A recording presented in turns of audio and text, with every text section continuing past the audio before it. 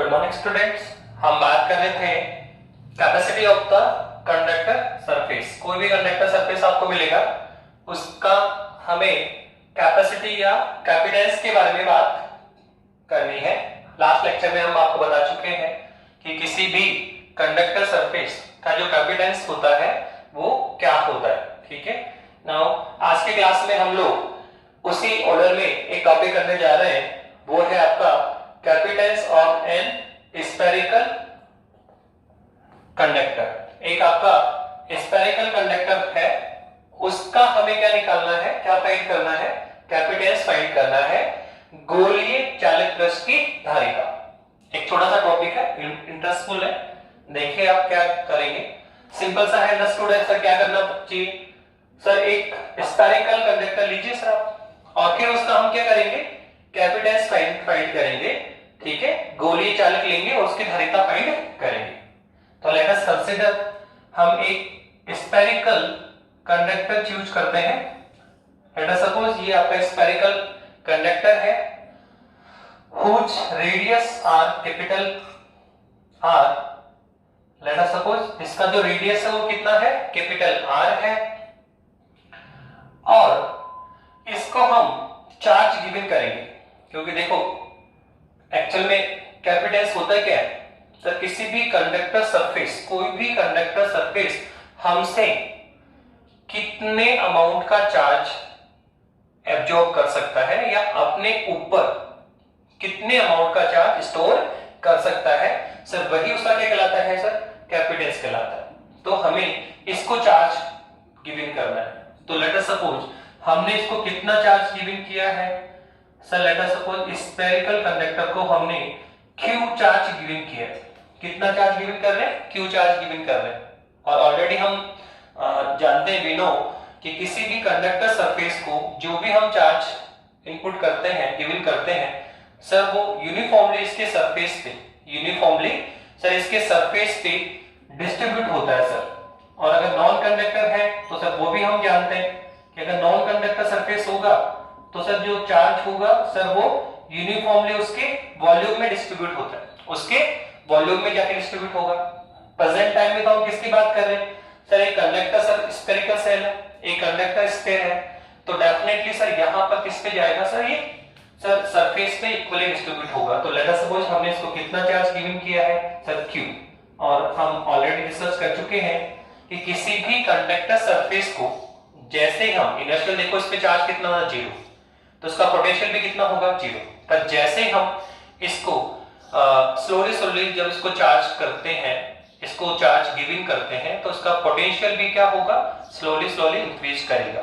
ठीक है, तो जैसे जैसे हम इसको चार्ज गिविंग करते जाएंगे इसका पोटेंशियल इंक्रीज होता जाएगा। तो लेट अस सपोज कि हमने इसको कितना चार्ज गिविंग किया, Q, और इसके पोटेंशियल में कितना इंक्रीमेंट हुआ, V।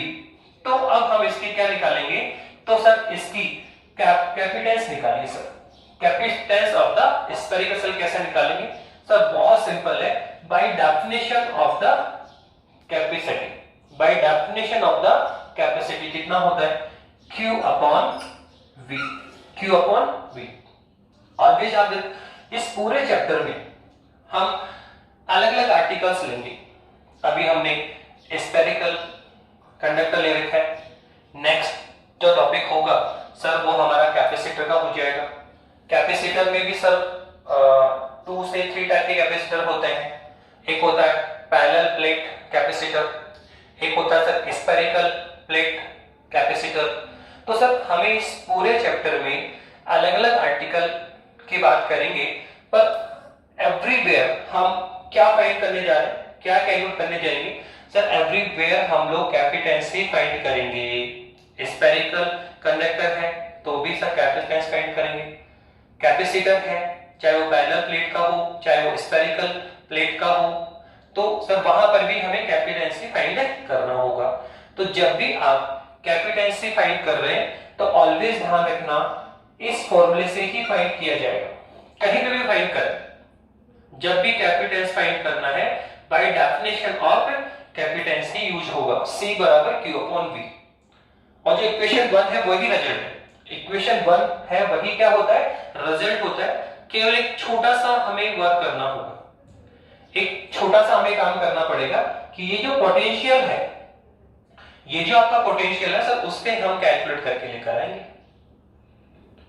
एक्चुअली में इक्वेशन 1 ही क्या है, रिजल्ट है आपका। जब भी कैपेसिटेंस फाइंड करना है तो बाय डेफिनेशन ऑफ कैपेसिटेंस लिखो C बराबर Q अपॉन P, और इक्वेशन 1 ही आपका रिजल्ट है। केवल छोटा सा वर्क करेंगे कि ये जो पोटेंशियल है V, ठीक है, वो हमें कैलकुलेट करना पड़ेगा। अभी हम स्फेरिकल सेल में है तो potential due to spherical cell use करेंगे। जब हम कैपेसिटर में जाएंगे तो फिर potential due to capacitor use करेंगे। तो हमें ये जो पोटेंशियल है सर वो कैलकुलेट करके लाना पड़ेगा, और फिर पोटेंशियल को हम इक्वेशन 1 में पुट करेंगे तो हमें क्या फाइंड हो जाएगा सर, कैपेसिटेंस फाइंड होगा। तो यहां पर भी यही करना है हमें कि ये जो स्फेरिकल कंडक्टर है सर, उससे कैपेसिटेंस कितना होगा, Q अपॉन V होगा। हम किसकी वैल्यू लेंगे सर, पोटेंशियल कैलकुलेट करके लेकर आएंगे, इक्वेशन 1 में पुट करेंगे, क्या आ जाएगी sir, capacitance of the spherical conductor आ जाएगा। तो फिलहाल चलो स्टार्ट करते हैं। तो now at first we consider a spherical conductor of radius capital R, and also let given charge small q to the spherical conductor। तो क्या मानते हैं, let us consider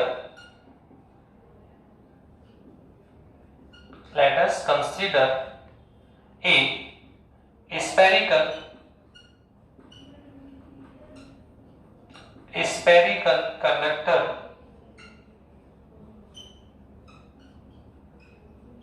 spherical conductor of radius capital R,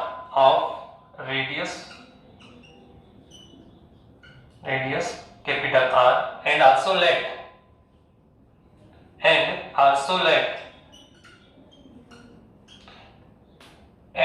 let given charge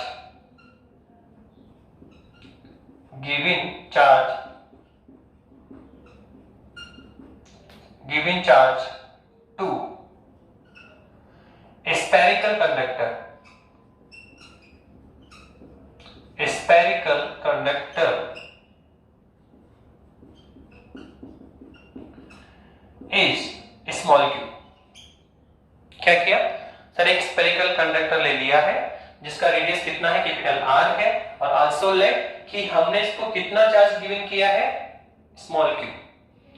now हम जानते हैं कि जैसे हम इसको चार्ज देंगे तो इसके साथ पोटेंशियल में इंक्रीमेंट होगा, ठीक है। तो हम मान लेते हैं कि माना जो increment in potential of spherical conductor, let us suppose capital V, इस स्फेरिकल जो कंडक्टर है उसके पोटेंशियल में कितना इंक्रीमेंट हुआ सर, V वोल्ट का इंक्रीमेंट हुआ।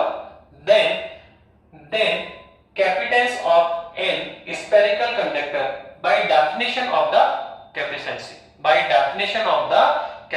ठीक है। तो क्या लिखने जा रहे हैं, देन सपोज करो कितना चार्ज दिया, स्मॉल q, इसके पोटेंशियल में इंक्रीमेंट कितना हुआ, v, तो फिर कैपेसिटी कितनी होती है, q अपॉन v। बता तो दिया कि हम ऑलवेज कैपेसिटेंस कहां से फाइंड करेंगे, by definition of the capacitance या formula of the capacitance. Formula of the capacitance बोल दीजिए। तो हम लिखने जा रहे हैं कि जीवी चार्ज कितना है, q, पोटेंशियल कितना इंक्रीमेंट हुआ, v, then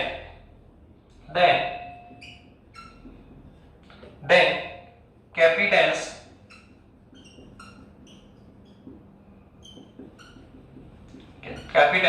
of spherical conductor by definition of capacitance.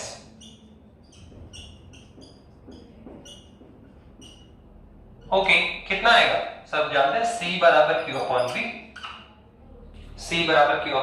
V, where हम सबको डिफाइन कर सकते हैं। यहां C कौन है, Q कौन है, V कौन है, तो बताइए C कौन है सर, बता तो दिया C, तो capacitance of an spherical conductor. तो ये तो कौन है सर, ये तो कैपेसिटेंस है, capacitance of spherical conductor, now sir Q कौन है? सर वो है giving charge to spherical conductor. ये कौन है? सर ये giving charge, giving charge. Okay sir we कौन है? सर वी कौन है? तो हम बोलेंगे potential increment of spherical conductor, potential increment of spherical conductor. तो हम बोलेंगे पोटेंशियल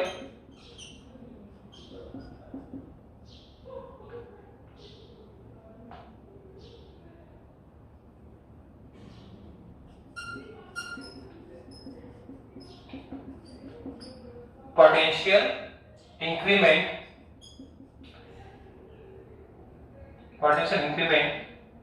of spherical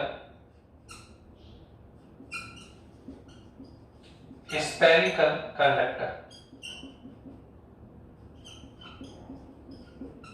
ओके तो बताया ना मैंने आपको इक्वेशन 1 ही आपका क्या है? रिजल्ट है। केवल आपको एक छोटा सा वर्क करना पड़ेगा कि पोटेंशियल फाइंड करेंगे, पोटेंशियल कैलकुलेट करके लेकर आएंगे और इक्वेशन 1 में क्या करेंगे? पुट करेंगे। तो हमें क्या फाइंड होगा? Sir capacitance of the spherical conductor होगा।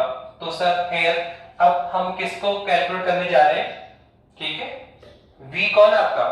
Potential increment of spherical conductor बोल दीजिए, या फिर हम इसको बोलेंगे सर इसके पोटेंशियल में कितना इंक्रीमेंट हुआ, वही होता है। या इसको सेकंड टर्म में भी लिख सकते हैं। सर क्या हम यह लिखेंगे? Potential at the surface. Actually में ये V कौन है? Potential at the surface of spherical conductor. इस स्फेरिकल कंडक्टर के सरफेस पे कितना पोटेंशियल है, कितना विभव है, सर वही किसकी वैल्यू होगी? V की। तो हम इसको सेकंड टर्म में भी कह सकते हैं, यहां बेटर है ये यूज करें। क्या सर कैपिटल V कौन है? Potential at the surface, eight the surface, eight the surface of spherical conductor, spherical conductor. Okay now क्या कैलकुलेट करना है सर? पोटेंशियल कैलकुलेट करो। तो सर वो तो हम जानते हैं, वी नो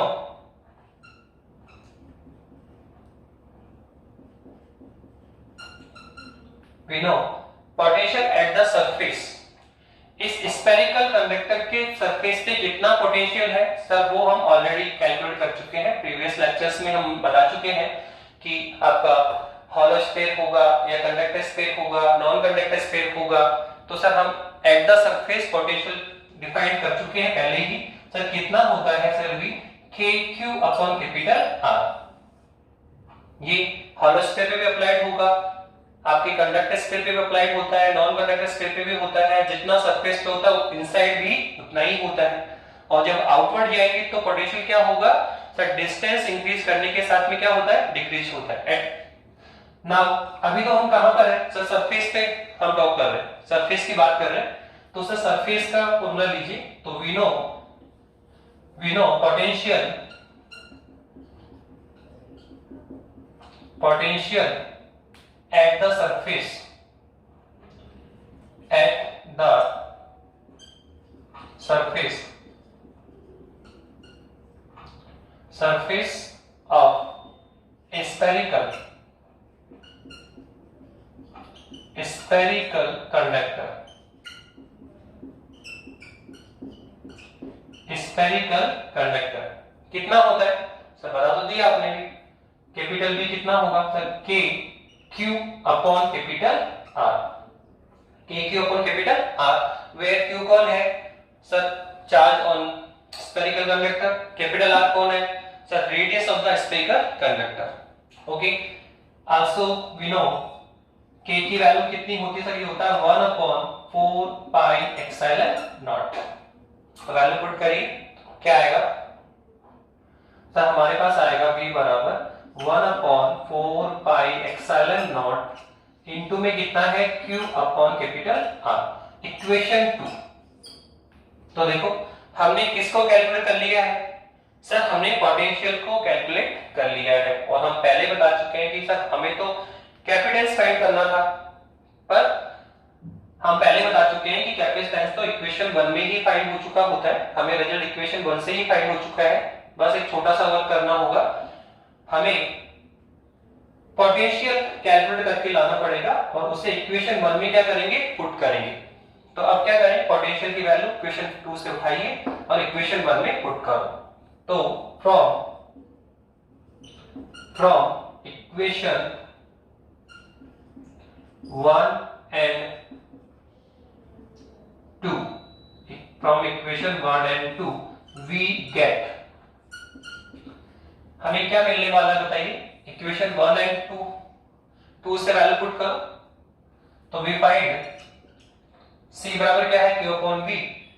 तो Q और डिवाइड में क्या रखना है सर, पोटेंशियल की वैल्यू पुट करनी है। कितना है सर, ये है 1 upon 4 pi epsilon not, into में कौन है sir, Q upon capital R। आप देखो Q से Q कैंसिल हो रहा है, तो सर हमारे पास कैपिटेंस कितना आ रहा है, अरे यार 4 pi epsilon not capital R।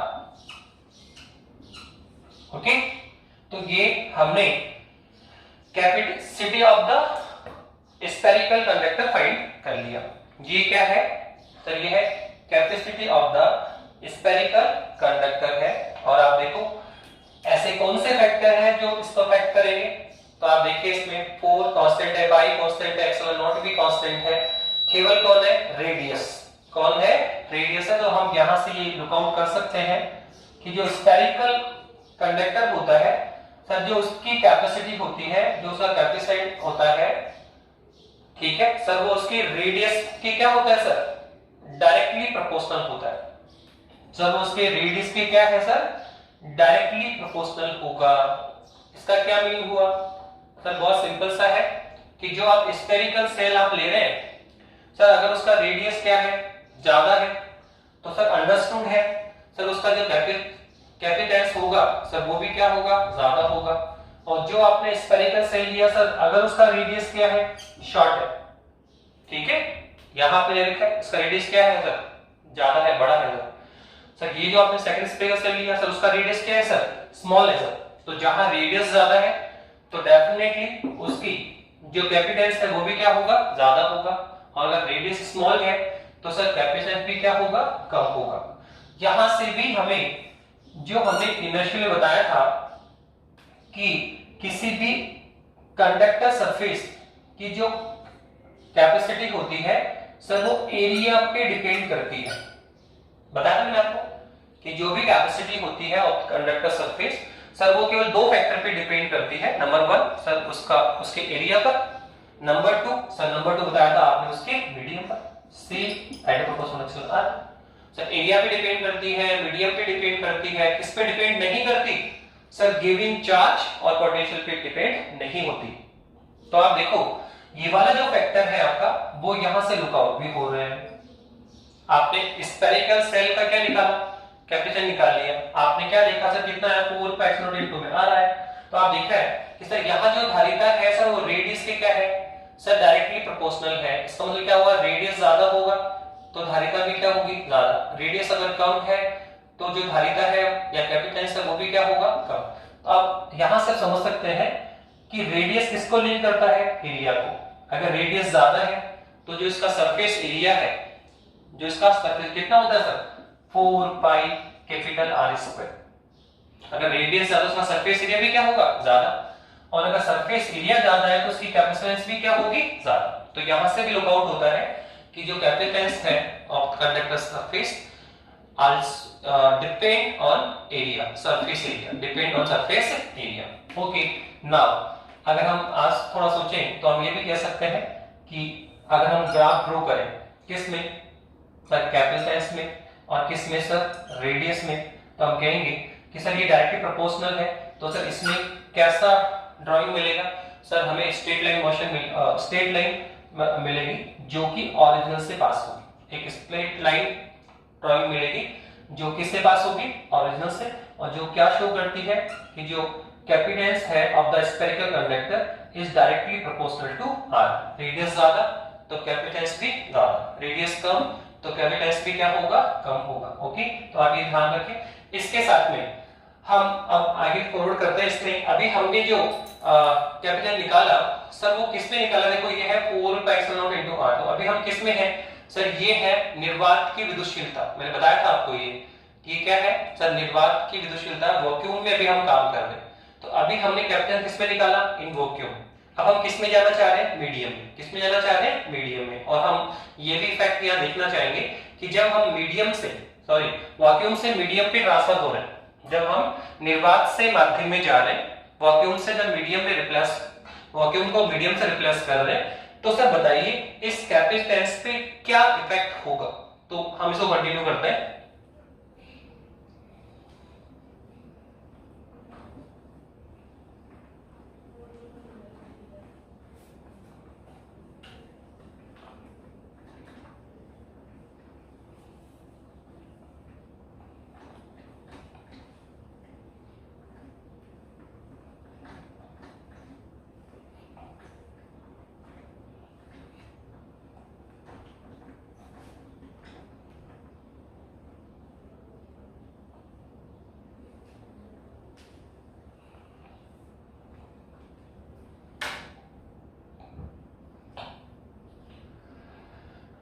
हमने क्या कैलकुलेट किया sir, C will be equivalent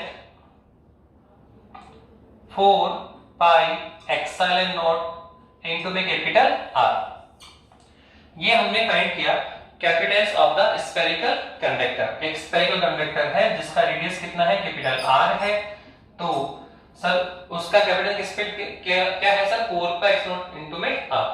तो दिख रहा है कि सर जो कैपेसिटेंस है वो केवल रेडियस या एरिया पे डिपेंड कर रहा है, किस पे डिपेंड नहीं कर रहा है सर। आपने देखो इसको चार्ज गिवन कर रखा है, चार्ज गिवन करेंगे तो सर डेफिनेटली उसके पोटेंशियल में क्या होगा, इंक्रीमेंट होगा। तो सर माना इंक्रीमेंट कितना है, v वोल्ट का है, तो यहाँ पे चार्ज भी है, पोटेंशियल इंक्रीमेंट भी है। पर आप देखो कि जो कैपेसिटेंस है वो केवल और केवल किस पे डिपेंड कर रहा है, रेडियस या इसके मींस हम बोलेंगे area of the spherical conductor पे। किस पे डिपेंड नहीं है। यहाँ पे आप देखो इसमें Q का फैक्टर भी आपको लुकआउट नहीं हो रहा, इसमें आपका पोटेंशियल जो V है सर वो भी आपको लुकआउट नहीं हो रहा। तो यहां से भी हम समझ सकते हैं कि जो कैपेसिटेंस है सर वो गिवन चार्ज और पोटेंशियल पे डिपेंड नहीं होता है, केवल और केवल किस पे डिपेंड होता है, एरिया पर। सर आपने एक को बताया था सर मीडियम पे भी इफेक्ट होता है, तो वही हम देखने जा रहे हैं सर मीडियम भी इसको इफेक्ट करेगा। तो देखो ये जो हमने निकाला, ये जो हमने आपने C कैलकुलेट किया है सर, वो हमने कैलकुलेट किया है C कौन है सर, ये है आपका capacitance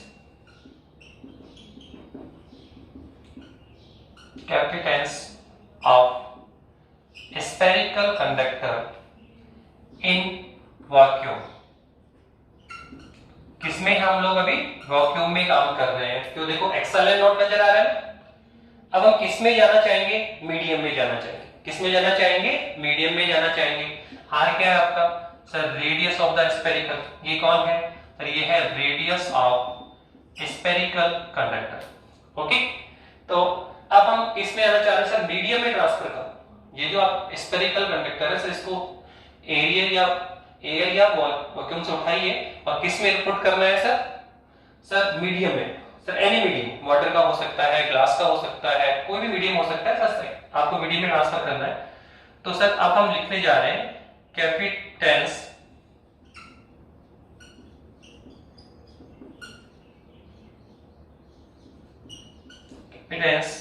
of spherical conductor in any medium, in any medium।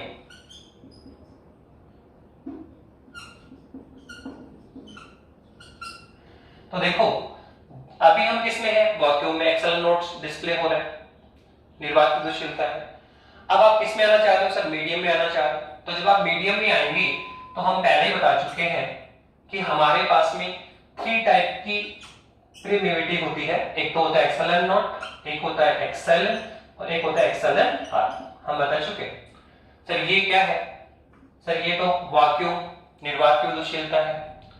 Sir ये कौन है सर ये है मीडियम की विद्युतशीलता है, माध्यम की विद्युतशीलता है, तो ये तो कौन है सर निर्वात की विद्युतशीलता, ये कौन है माध्यम की विद्युतशीलता। और ये बताया था मैंने आपको कि अगर मीडियम में किसका डिवाइड करेंगे आप, निर्वात का, मीडियम में किसका डिवाइड करें, वैक्यूम का, तो सर हमें क्या मिलने वाला है सर आपेक्षिक विद्युतशीलता, हम बोलते हैं एब्सोल्यूट, क्या बोलेंगे इसको, एब्सोल्यूट विद्युतशीलता बोलेंगे। और सर अभी हम किसमें है सर, वैक्यूम में है अभी आप, तो देखो यहाँ किसको लिया गया है, वैक्यूम एप्सिलॉन नॉट को। अब आप किसमें आ रहे हो सर, मीडियम में आ गए, तो डेफिनेटली अब आप क्या यूज करेंगे सर, मीडियम की ये प्रिवेटिव यूज करेंगे, मीडियम की विद्युतशीलता यूज करेंगे। तो एक ही चेंजेस होगा, जब आप वैक्यूम में हैं तो एप्सिलॉन नॉट यूज कर रहे हैं, अब आप किसमें आ गए, मीडियम में मीडियम में आ गए, तो डेफिनेटली अब आपको क्या यूज करना पड़ेगा सर, मीडियम की विद्युतशीलता यूज करेंगे। तो मीडियम में कैप्शन क्या होगा, एनी मीडियम क्या होगा, late us suppose C', late us suppose C', तो कितना आएगा सर, आप सिंपल इसको रिप्लेस कर दें तो 4 पाई एप्सिलॉन नॉट के लिए क्या लिखना है एप्सिलॉन, और इनटू में कौन है r, जहां कोई चेंज नहीं किया, निर्वात वैक्यूम है तो एप्सिलॉन नॉट, और मीडियम आ गया तो क्या कर दिया हमने, मीडियम की विद्युतशीलता ले ली एप्सिलॉन।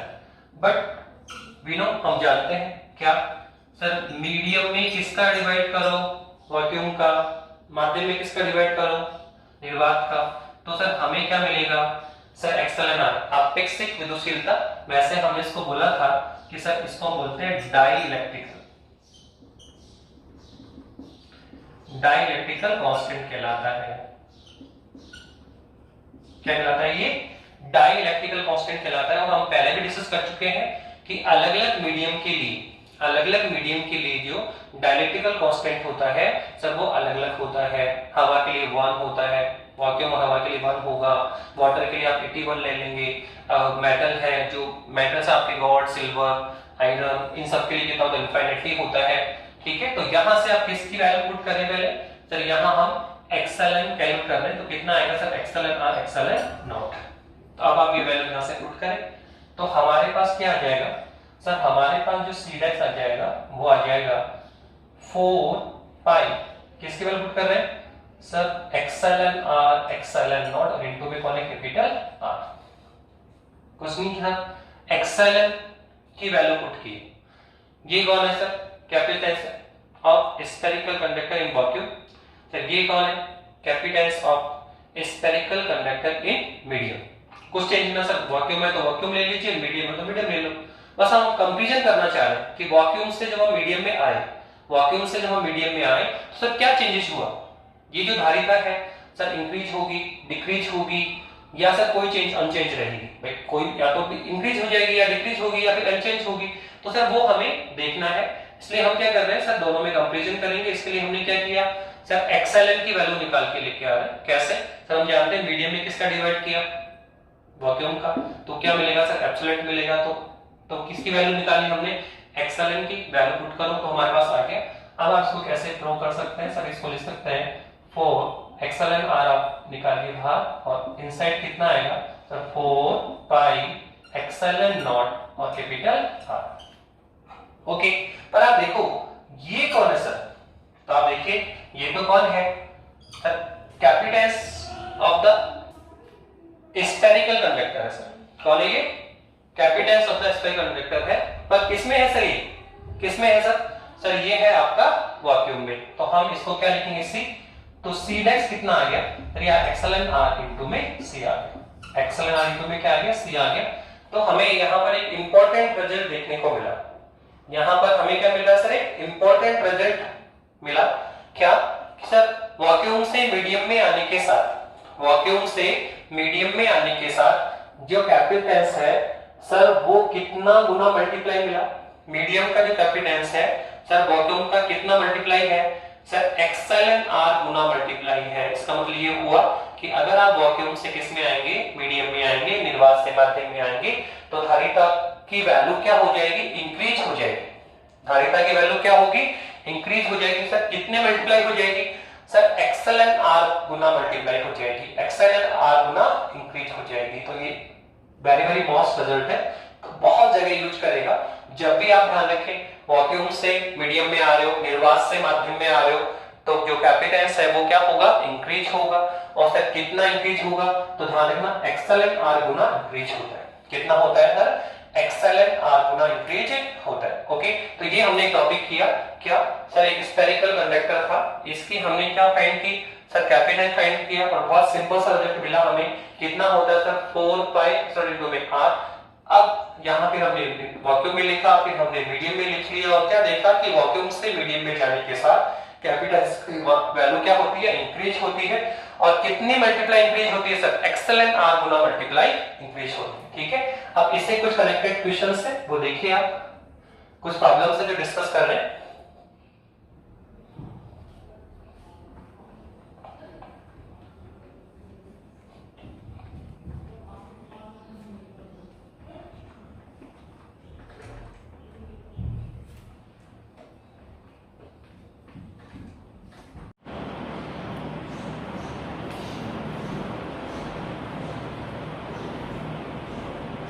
बेटा हम लोग अब कुछ प्रॉब्लम डिस्कस करना चाह रहे हैं। स्फेरिकल कंडक्टर की बात कर ली थी अपन ने, और ये आपका स्फेरिकल कंडक्टर था, हुज रेडियस कितना था, कैपिटल R था, और इसकी जो कैपेसिटेंस निकले वो तो 4 पाई XlnR इनटू में capital R।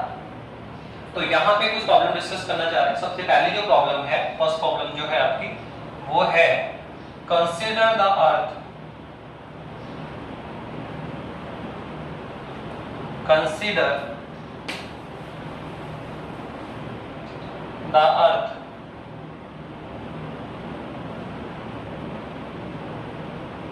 consider the earth to be a spherical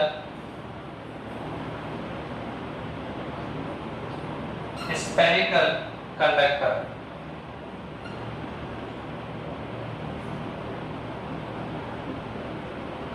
क्या बोलना चाह रहा है कि जो हमारी अर्थ है सर, उसको आप क्या कैलकुलेट करो, निकालो सर, उसे हम एक स्फेरिकल कंडक्टर एज्यूम करें और फिर उसकी कैपेसिटेंस कैलकुलेट करें। क्या क्वेश्चन है, कैलकुलेट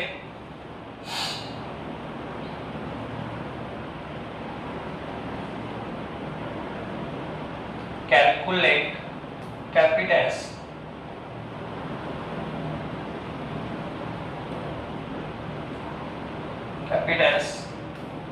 ठीक है, find calculate capacitance of earth. Earth का हमें कैपेसिटेंस फाइंड करना। ठीक है सर, क्या कहना चाह रहे हैं, हम जानते हैं, उसने कहा जो अर्थ है सर उसको स्फेरिकल कंडक्टर एज्यूम करना है। हम जानते हैं सर ये हमारा स्फेरिकल कंडक्टर होता है जिसका रेडियस कितना है, कैपिटल R है। तो इसका जो सर कैपेसिटेंस होता है कितना होता है, 4 पाई XlnR इनटू में कैपिटल R होता है सर।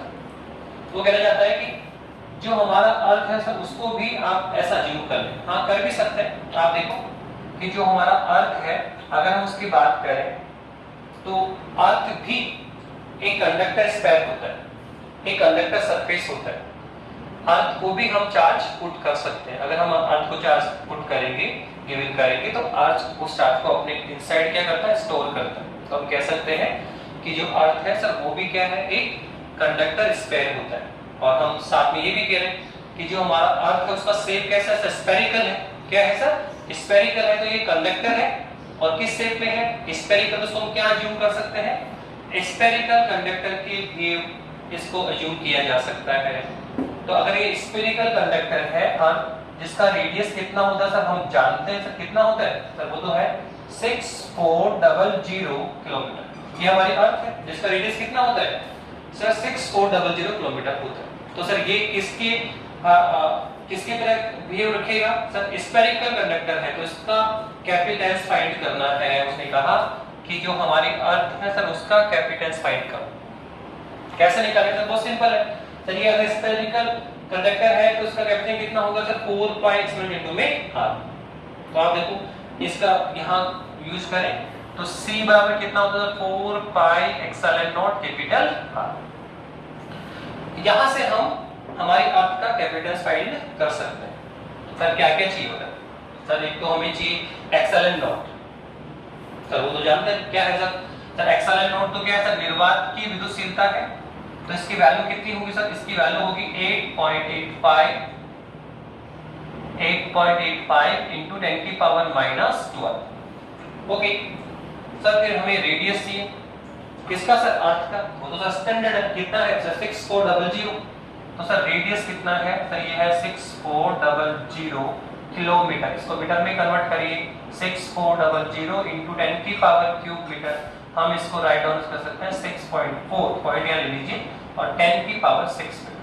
तो ये हमारा अर्थ का रेडियस होता है, कितना, या तो 6400 किलोमीटर बोलिए, और मीटर में बोलेंगे तो क्या बोलना पड़ेगा 6.4 into 10 की पावर 6 मीटर। ओके, ये दोनों वैल्यू पुट करिए तो c कितना आने वाला है सर, ये हमारे पास आ गया 4, पाई कितना होता है 3.14 इनटू एक्स कितना था 8.85 इनटू 10 की पावर -12, और लास्ट में कौन है सर, रेडियस, लास्ट में कौन है, रेडियस। सर कितना होता है, तो ये होता है 6.4 इनटू 10 की पावर 6, और अगर आप इसको कैलकुलेट करें तो हमारे पास जो वैल्यू आएगी वो आएगी 711 माइक्रोफैराड।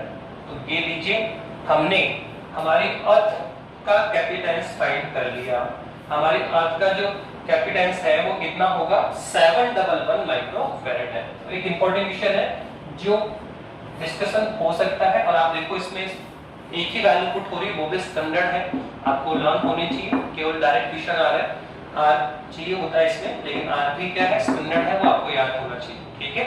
तो हमारी जो अर्थ है सर वो भी क्या है, एक कंडक्टर सरफेस है सर, इसको भी हम चार्ज गिवन कर सकते हैं, ये भी एक कैपेसिटर की भांति बिहेव रखती है, अपने ऊपर चार्ज को स्टोर कर सकती है, एनर्जी को स्टोर कर सकती है, ठीक है।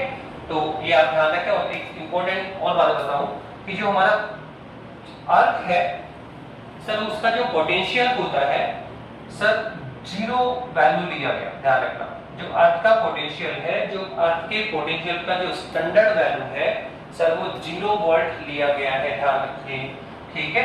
जो मानक स्टैंडर्ड वैल्यू है हमारे अर्थ के पोटेंशियल की सर वो 0 ली जाती है, और इस स्टैंडर्ड वैल्यू के आधार पे ही अदर पोटेंशियल कैलकुलेट किए जाते हैं, ठीक है। 0 के अकॉर्डिंग कैलकुलेशन की गई है, जैसे आपको एनी पॉइंट पी पर पोटेंशियल चाहिए अर्थ से, ठीक है, कोई एनी पॉइंट पी पे का पोटेंशियल चाहिए, तो यहाँ पे 50 वोल्ट आ गया, कितना आ गया 50 वोल्ट। तो ये 50 वोल्ट कब कैलकुलेट हुआ, जब हमारे अर्थ का पोटेंशियल कितना है 0 वोल्ट है, कितना है 0 वोल्ट है, तो ये 50 वोल्ट आ रहा है। तो कई बार क्वेश्चन ऐसे आ जाता है कि अगर हमारी अर्थ का पोटेंशियल, जो हमारी अर्थ है, अगर उसका जो पोटेंशियल का स्टैंडर्ड मान है, स्टैंडर्ड वैल्यू है, अगर वो 500 वोल्ट मान लिया जाता, अभी आपने क्या माना 0 वोल्ट, तो इस पॉइंट का पोटेंशियल कितना आ रहा है, लेट अस सपोज 50 वोल्ट आ रहा है, वो कहना चाहता है कि 0 वोल्ट ना मानकर अगर आप 500 मान ले तो कहना चाहता है कि अगर आप 500 मानोगे तो आपने 0 से कितना इसको इंक्रीज किया सर, 500 इंक्रीज किया,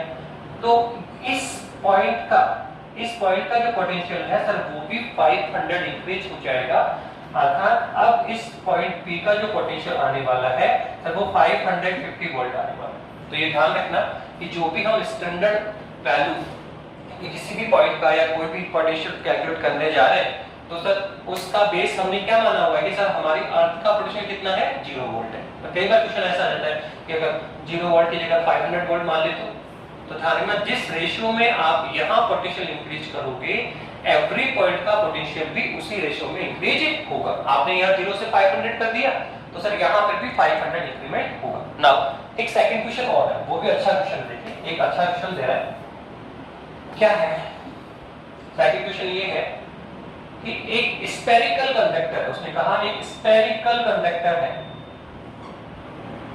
अंडरस्टूड है सर, रेडियस तो होगा उसका पर रेडियस गिवन नहीं है। उसने कहा इस स्फेरिकल सेल की जो कैपेसिटेंस है सर वो 1 फैराड, कितना है 1 फैराड। सेकंड क्वेश्चन आपका ही, उसने कहा कि सर जो हमने एक स्फेरिकल सेल ले रखा है उसका रेडियस हमें नहीं गिवन कर रखा है, हमें उसका क्या दे रखा है कैपेसिटेंस दे रखा है 1 फैराड है, और बोल रहा है कि सर कैपेसिटेंस तो कितना है 1 फैराड है, और बोला रेडियस फाइंड करो। यहाँ पे क्वेश्चन क्या था सर, रेडियस गिवन था और क्या बोल रहे हैं अर्थ का कैपेसिटेंस फाइंड करो, कर लिया सर 7 अब रिवर्स क्वेश्चन आ गया कि यहाँ उसने क्या दे रखा है कैपेसिटेंस दे रखा है और क्या बोलता है रेडियस फाइंड करो, तो कर सकते हैं, कितना आएगा तो C विल बी इक्वल है, ठीक है क्या होता है sir 4 pi epsilon not into में r। तो सर अगर रेडियस है तो c फाइंड हो जाएगा और c है तो रेडियस फाइंड करना। तो पहला क्वेश्चन तो ये है कि हमें कैपेसिटेंस दे रखा है और रेडियस फाइंड करने के लिए बोला। एक सेकंड क्वेश्चन और कर रहा है इसमें।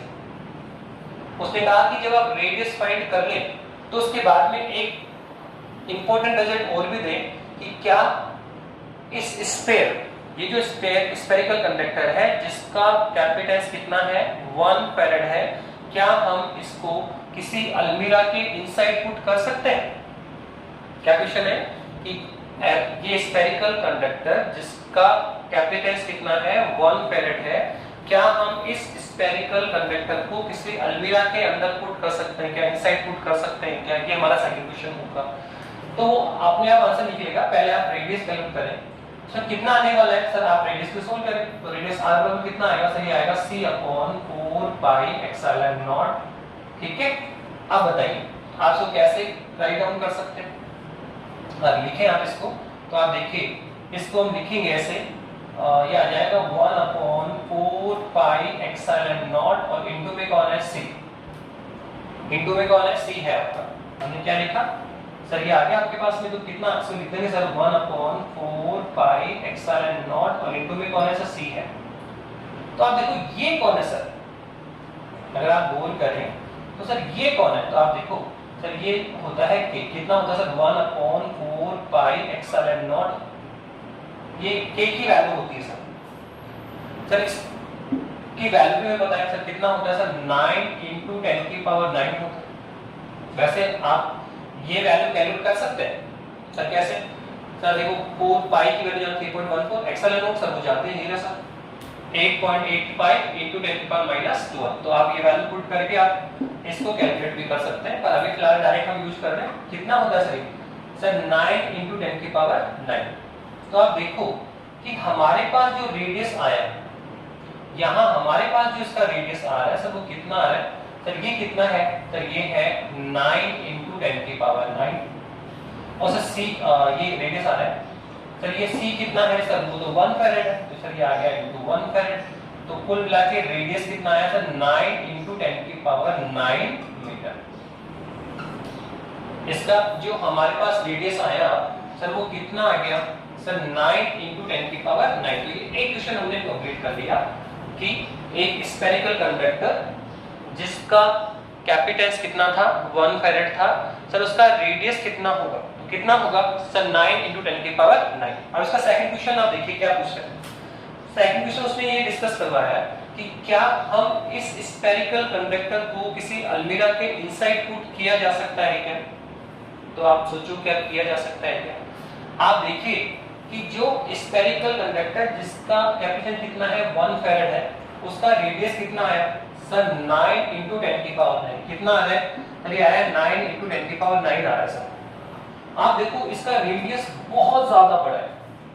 अगर हम अब अर्थ से भी कंपैरिजन करें इसका कि जो अर्थ का रेडियस है कितना है सर? सर 6400 किलोमीटर है सर, या फिर 6.4 into 10 की पावर 6 मीटर है सर। अगर आप इससे तुलना करें तो कितना है? आप देखिए, आप गौर करेंगे तो आप देखो कितना आएगा सर? ये आ रहा है आपका 6.64 into 10 की पावर 6। तो ये तो 10 की पावर 6 है, जबकि यहाँ देखो कितना आ रहा है सर 9 into 10 की पावर 9। तो आप गौर करें तो जो इस स्फेरिकल कंडक्टर का रेडियस है सर वो तो पृथ्वी से भी, अर्थ से भी क्या है, बहुत बड़ा है। आप कंपेयर करें तो सर लगभग 1400 मल्टीप्लाई ज्यादा है इसका रेडियस, इसके रेडियस से कितना मल्टीप्लाई ज्यादा है सर? 1400 मल्टीप्लाई ज्यादा है। तो आप देखिए क्या हमारा अर्थ का शेप देखो कितना बड़ा शेप, वो उससे भी बड़ा शेप इसका होगा। तो क्या हम इसको अलमीरा में पुट कर सकते हैं? तो हमारा आंसर होगा नो सर। इतने बड़े आकार का जो स्फेरिकल कंडक्टर है उसको तो अलमीरा में पुट नहीं किया जा सकता। तो ये सेकंड क्वेश्चन था इसका। यहाँ से इंपॉर्टेंट रिजल्ट भी निकल के आ रहा है। चलो ठीक है, हमने देखा कि 1 फैराड इसका कैपेसिटेंस था, इसका रेडियस हमने निकाल लिया और ये देखा कि सर इसका रेडियस तो हमारे अर्थ के रेडियस से भी क्या है, बहुत ज्यादा है। तो इतने बड़े आकार का होगा ये कि हम उसको अलमीरा में पुट नहीं कर सकते। पर इसका एक यहाँ से एक मीनिंग और निकल के आ रहा है कि सर ये जो आपके पास में है क्या सर, ये जो हमारे पास इसकी धारिता कितनी है 1 फैराड बोल रहे हो आप, तो आप यहाँ से ये भी समझ सकते हैं कि जो धारिता का यूनिट है फैरेड, ये सर बहुत बड़ा मात्रक है, हम बता चुके हैं। इसके छोटे मात्रक कौन से होते हैं सर? इसके छोटे मात्रक होते हैं milli farad, micro farad, sir nano farad, pico farad, ये सब है सर। ठीक है, मिली क्या होता है 10 की पावर -3, 10 की पावर -6, 10 की पावर -9, 10 की पावर -12। तो आप देखो हम बार-बार बोल रहे हैं कि छोटे यूनिट्स का यूज करेंगे। क्यों भाई बड़े यूनिट का यूज क्यों नहीं करोगे? क्यों सर ये बहुत बड़ा मात्रक है फैरेड, बहुत जगह आपको लिखा हुआ मिलेगा। हमारी अर्थ का रिप्रेजेंटेशन किस में आ रहा है? माइक्रो में आ रहा है। तो अगर फैरेड की बात हो तो इसके लिए तो जो इस तरह का कंडक्टर होगा उसका आकार हमारी पृथ्वी से भी क्या होगा? लार्जेस्ट होगा।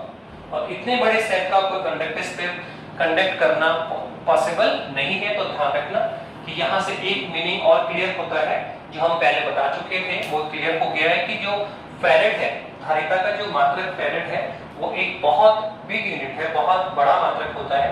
इसलिए ऑर्डिनरी केस में आपको स्मॉल यूनिट ही यूज करते हुए दिखेंगे, milli farad, micro farad, nano farad, pico farad, इस टाइप के क्वेश्चन आएंगे। तो ये दो क्वेश्चन करें, बहुत सिंपल से थे। यहाँ रेडियस मिला तो कैपिटल फाइंड कर लिया, यहाँ कैपिटल मिला तो रेडियस फाइंड कर लिया। एक छोटा सा क्वेश्चन और है, देखिए इसमें।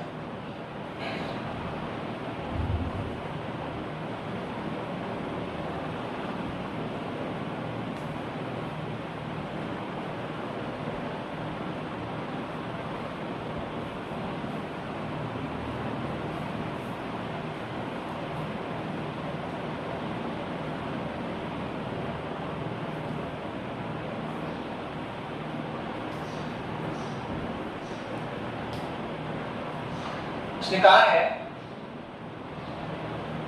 उसने कहा एक स्फेरिकल कंडक्टर है, एक स्फेरिकल कंडक्टर सरफेस है, इसका रेडियस कितना r है। उसने कहा इसका वैक्यूम में जो कैपेसिटेंस है सर वो कितना है? सर वो है 2 पिको फैरेड। फिर बोल रहा है सर इसको मीडियम में ले जाओ। तो उसने कहा सर मीडियम में जो इसका कैपेसिटेंस आया सर वो आया 12 में पिको फैरेड। ठीक है, तो अब क्या बोलना चाह रहे हैं कि XlnR कैलकुलेट करो। आप जानते हैं XlnR क्या होता है सर? ये होता है डाइलेक्ट्रिकल कांस्टेंट, हम बता चुके हैं। ये डाइलेक्ट्रिक कांस्टेंट बोल दो, या फिर इसे बोलते हैं माध्यम का पेरावैद्युता। एक होता है XlnO निर्वात की विद्युतशीलता, एक होता है Xln माध्यम की विद्युतशीलता, एक होता है XlnR। क्या होता है सर? मीडियम में किसका डिवाइड करो? निर्वात का, वैक्यूम का। तो क्या मिलेगा? एब्सोल्यूट आपेक्षिक विद्युतशीलता। इसको क्या बोलते हैं? माध्यम का पेरावृत्तांक। इंग्लिश में क्या बोलेंगे? डाइलेक्ट्रिकल कांस्टेंट। ओके, तो सर ये हमें कैलकुलेट करना है। कैसे निकाले सर? तो बहुत सिंपल, आपने रिजल्ट निकाला था कि अगर हम वैक्यूम से किस में जाए? मीडियम में जाए, तो कैपेसिटेंस की वैल्यू इंक्रीज होती है। और कितनी होती है सर बताया था? XlnR मल्टीप्लाई होती है। Cdex विल बी इक्विवेलेंट क्या होता है? XlnR into C। ये हम रिजल्ट अभी भी निकाल चुके हैं।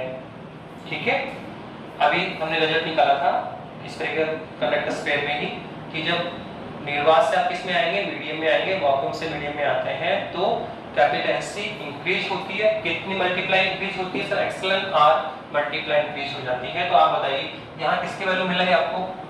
C की वैल्यू फाइंड है, मीडियम में कैपेसिटेंस पता है, तो क्या निकालना है? XlnR। तो निकालिए सर XlnR कितना होगा? तो Cdex अपॉन C, तो कितना आएगा? 12 pico farad divided by 2 pico farad. तो कितना आने वाला है सर? 6। कितना आने वाला है? 6। तो इस तरह से एक स्मॉल सॉल्यूशन ये भी है। तो ये हमने कुछ प्रॉब्लम डिस्कस की, और भी आपको टेक्स्ट बुक में और भी देखिए कुछ सॉल्व प्रॉब्लम्स है, अनसॉल्व प्रॉब्लम है, उनको आप देखिए, डेफिनेटली आप सॉल्व करेंगे। इसके बाद में यहाँ तक हमने कैपेसिटेंस की बात की है, और सिंपल उसकी डेफिनेशन, यूनिट डायमेंशन की बात कर ली, फिर एक आर्टिकल भी कर लिया स्फेरिकल कंडक्टर का। अब इस चैप्टर का जो नेक्स्ट लेक्चर होगा उसमें चैप्टर का सबसे इंपॉर्टेंट पार्ट हम डिस्कस करेंगे, और वो होगा हमारा कैपेसिटर।